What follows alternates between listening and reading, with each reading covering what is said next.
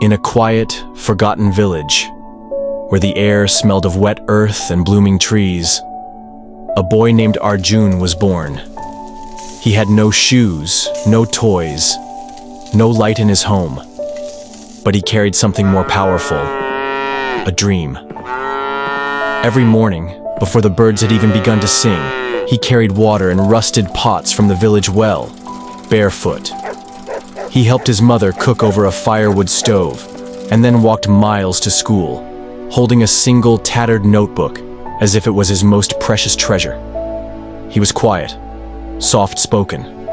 Others mocked his clothes, his silence, his poverty. But Arjun never looked down. He kept walking, eyes fixed on something far away, something only he could see. At night, under the dim glow of a kerosene lamp, he studied on the mud floor, while raindrops dripped from the broken roof above. His stomach often growled, but he never let hunger silence his hope. He failed, again and again. But every failure made him stronger. And then, a miracle, a scholarship. He left the village with a small bag of clothes, a worn photo of his family, and eyes full of wonder. The city was chaos, blinding lights, racing cars, voices everywhere. He was just a village boy, invisible. He worked nights in a bakery, kneading dough until his hands blistered. And he studied by day, sleep-deprived, hungry, and alone. There were nights he cried quietly into his pillow. There were days he almost gave up, but every time he fell, he stood back up.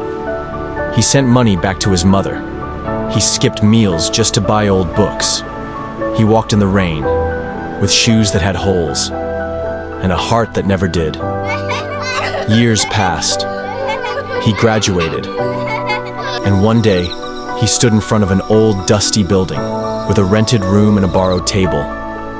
There was no grand opening, no crowd, just him, and the name of his new company, painted by hand on a wooden board. The world didn't know it yet, but that was the day. Arjun began to change everything.